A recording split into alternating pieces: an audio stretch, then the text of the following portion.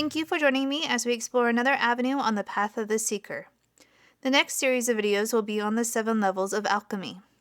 First, what is alchemy? Most believe alchemy was the start of chemistry, that the scientists that studied chemicals believed that they were magical. Some know that the alchemists were focused on turning lead into gold, or that they sought to make the philosopher's stone. You may, if you're 30 or younger, think of the anime series Full Metal Alchemist that suggests that alchemy is a complicated science used to make magic. However, if you delve into this topic and find people who are actually knowledgeable on the subject, you'll find that alchemy is actually the meditative science of transforming yourself. The principles that are involved in science apply to the physical matter, body, and soul. There is a suggestion that alchemy dates back to 12,000 years ago in Egypt, although most of the texts and documents that we have are from medieval times when scientists used chemical terms to keep from being burnt at the stake. These videos will be based on 2 very different books on the subject. First is the Alchemy Workbook, Exercises in Transformation by Dennis William Hauk, that states that the chemical process described by alchemy is derived from the Emerald Tablet. In this book, the actual physical chemical process is laid out. Dennis William Hauk has performed the chemical processes described at each level. He calls this the Emerald Formula from the Emerald Tablet. He also examines the Azoth Mandala pictured here. He explains, to guide us through a deeper understanding of the Emerald Formula, we are going to make use of a tool actually used by the alchemists, a meditative emblem first published in 1659. Take a look at this emblem. To me, it's very clear that the same people who created the tarot cards created this emblem. This was the cover of a book, and as Dennis William Hauk mentions, was meant to be used in meditation. When we get to the tarot, you'll find many of the same secret systems and tools used by the alchemists to convey their work were also employed in the tarot system. These were not kept secret for nefarious reasons, but because freedom of religion did not exist, and alchemists would have been killed for openly teaching anything that was even slightly different from what the religious hierarchy approved. Thankfully, the religious hierarchies did not succeed in stamping out everyone who thought differently, and these teachings were preserved. Here is a snippet about the Azoth Mandala that should call to mind Joseph Campbell's hero's journey. In simplest terms, the king and queen represent the raw materials of our experience, our thoughts and feelings, with which the alchemist works. The king symbolizes the power of thought, ultimately the one mind of the highest spirit. The queen stands for the influence of feelings and emotions, which are ultimately the chaotic one thing of the greater soul.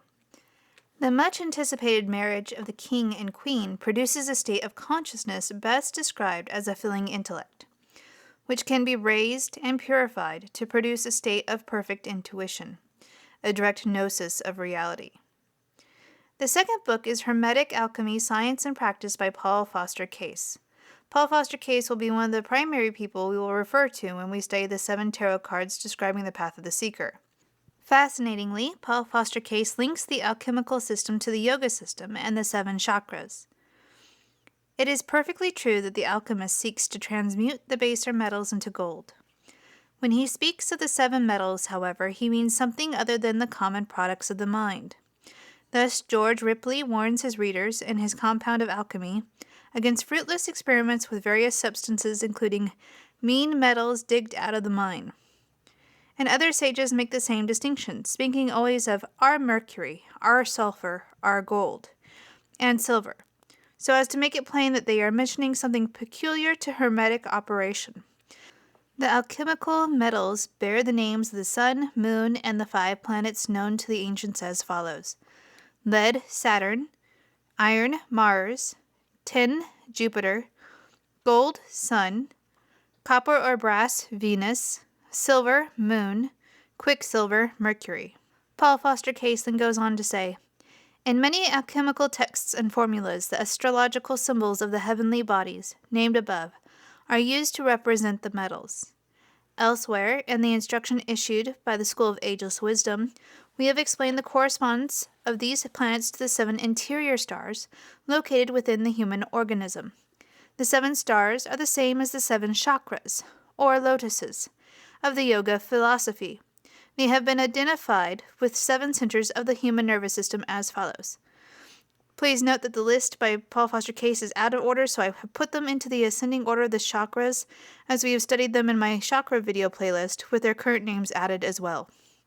Mercury, pineal, crown. Moon, pituitary, brow. Venus, pharyngeal, throat. Sun, cardiac plexus, heart. Jupiter, solar plexus, solar. Saturn, sacral plexus, sacral. Mars, prostatic ganglion, root. The transmutation of the baser metals into gold is the process whereby the vibratory action of these interior stars is so modified that the lower rates of vibration are transmutated, literally changed across, and sublimated or lifted up. This transmutation of the subtle force which works through the 7 interior stars, or alchemical metals, has a triple consequence. It leads to spiritual illumination. It enables the perfect adept to exercise powers which remain latent in most men. It gives him perfect bodily health. I apologize for being so quote-heavy on this subject, but these two authors sum everything up so well that I have no desire to rephrase their words. I'm still in the process of reading Paul Foster Case's Hermetic Alchemy. Making these videos will be a learning process for me as well, which makes it twice the adventure. I have barely begun studying alchemy, although, because I have studied other paths of the Seeker, it is familiar and comes naturally. The fun thing is, as we explore these other paths, is that we might catch a bit of illumination here, or an epiphany there, that had eluded us on the other paths. As these are always meditative journeys, where you place your mind upon the subject and explore it, they are always a similar path with a slightly different view. The truth, no matter how you present it or explore it, is always the same truth at its core. I want to finish up with something I found entertaining. In Paul Foster Case's Hermetic Alchemy, he tells a story when talking about the first matter. Let them remember that Thomas Vaughan says that he knows most persons will regard the truth as laughable, and let them recall the story of Paracelsus, who promised to show the faculty of a university the elixir of life, and scandalized them all by uncovering a jar filled with excrement. Most of his contemporaries believe that he was guilty of a gross practical joke. The essence of the joke was that he actually kept his promise. For when the alchemical process is understood and carried out, the adept's body is able to extract from the chyle, a chemical produced in the bowels, a great number of essences which are of inestimable value. These are wasted by the average human being because he does not know how to extract them. By gaining conscious control of the process of intestinal digestion and assimilation, the adept in alchemy is able to fill their veins with the veritable elixir of life, the priceless liquid gold. Now, this isn't the first time I've heard poo being a vital part of the spiritual path. For the next bit, we are going to visit a depiction common in Egypt. Remember, they say that alchemy started off in Egypt, and Paul Foster Case makes this awesome connection. Authorities disagree as to the derivation of the noun alchemy. Plutarch supposed it to be the combination of the Arabic definite article al with the Greek shumion, signifying to pour. An opinion prevailing today is that the true derivation is from kim, as Egypt noun meaning black fertile soil, in contrast to barren sand. At one point in time, soil was a word used for human excrement, and in fact, when we fertilize our gardens, we usually use manure for a reason. Now keep with me here, because here's the funny thing. If you study ancient Egypt, you'll discover its original name is Kemet. The root for that word, obviously, is black fertile soil, or Kem. Have you ever wondered why the dung beetle was so important in Egypt? My favorite explanation of the dung beetle comes from John Van Auken, as he explains the spiritual path of the seeker. The video that it comes from will be in the description box below. Like the dung beetle who rolls his dung towards the rising sun every morning and plants the seed of life in it by high noon, you will burst forth with new life and rise out of the dung of your life. The Egyptians saw this as a wonderful metaphor for human life. We plant our seeds in the dung of life, which is surprisingly when it's the most fertile, and then they hatch when we receive enlightenment. This is one of the reasons why I don't find it too far-fetched to believe that alchemy is the West's version of something that started off in ancient Egypt. I look forward to investigating the 7 levels of the alchemical system with you, and until then, thank you for watching.